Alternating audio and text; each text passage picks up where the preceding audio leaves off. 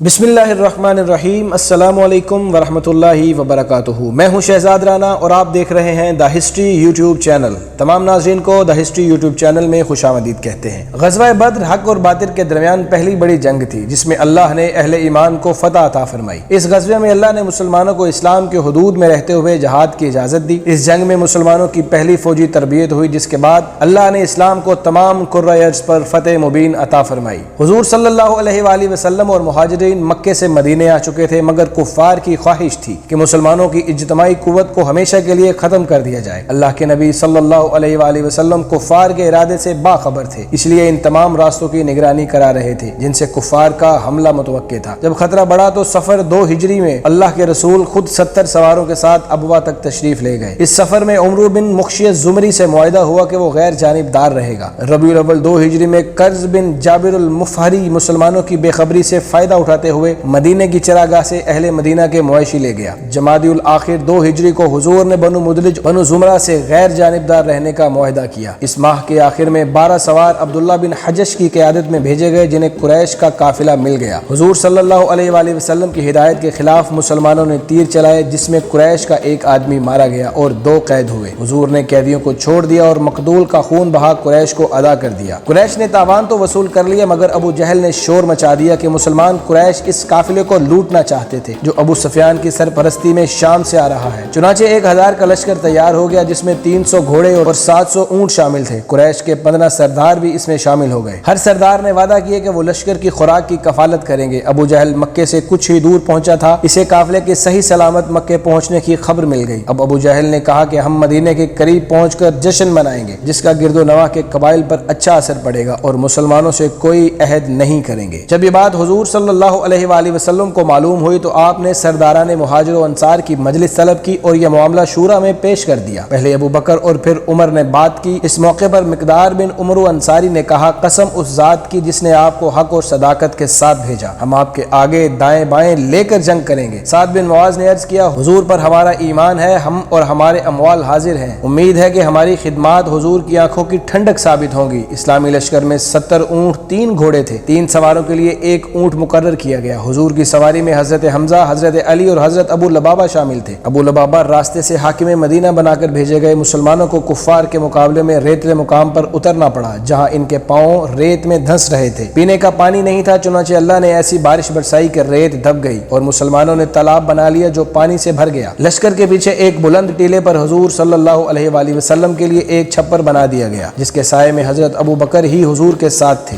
جنگ سے 1 روز پہلے حضور نے میدان جنگ کا معائنہ کیا اور صحابہ ساتھ تھے۔ حضور جگہ جگہ ٹھہر کر فرماتے جاتے، کل یہاں فلاں کافر کی لاش ہوگی۔ 17 رمضان المبارک جمعہ کے دن 2 ہجری کو صف بندی ہوئی۔ حضور نے معائنہ فرمانے کے بعد یہ دعا فرمائی، یا اللہ یہ وہ اہل ایمان ہے کہ آج اگر ان لوگوں کو تو نے ہلاک کر دیا تو کل پورے قرۂ ارض پر تیری عبادت کرنے والا کوئی نہ ہوگا۔ پھر دشمن فوج کی طرف دیکھتے ہوئے فرمایا، الہی یہ تیرے قریش ہیں جو فخر و تکبر سے بھرپور ہیں، تیرے نافرمان تیرے رسول سے جنگ کرنے والے ہیں، الہی تیری نصرت تیری مدد کی ضرورت ہے جس کا تو نے وعدہ فرمایا ہے۔ پھر اللہ کے رسول صلی اللہ علیہ وآلہ وسلم چھپر میں گئے اور 2 رکعت نماز کی نیت باندھی۔ ابو بکر شمشیر برہنہ لیے مستعد کھڑے تھے۔ نماز کے بعد حضور نے طویل سجدہ فرمایا اور سجدے میں یا حیو یا قیوم برحمتی کا استغیث پڑھتے رہے۔ یہ دعا اس قدر محویت سے کی کہ حضور کی چادر مبارک کندھوں سے گر گئی۔ اس وقت حضرت ابو بکر نے عرض کیا، یا رسول اللہ آپ اپنے آپ کو اتنا ہلکان نہ کریں، اللہ نے آپ سے فتح و نصرت کا وعدہ فرمایا ہے۔ اتنے میں حضور پر اونگ طاری ہو گئی اور فوج پر بھی نیند کا غلبہ ہو گیا۔ پھر حضور نے آنکھیں کھول کر فرمایا، ابو بکر تجھے بشارت ہو کہ نصرت الہی بھی آن پہنچی،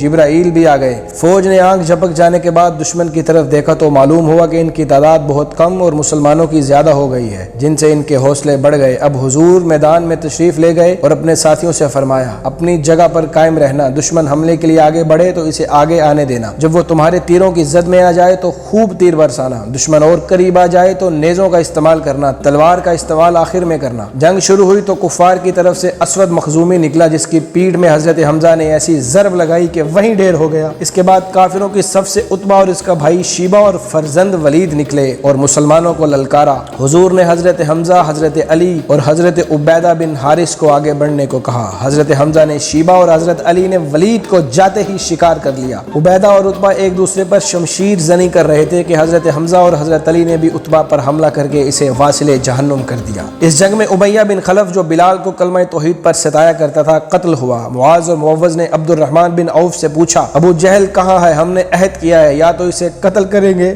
یا اپنی جان دے دیں گے۔ عبد الرحمن نے انہیں اشارے سے بتایا کہ وہ ابو جہل ہے۔ یہ سنتے ہی وہ جھپٹے اور اپنی تلواریں ابو جہل کے پیٹ میں گھونپ دیں۔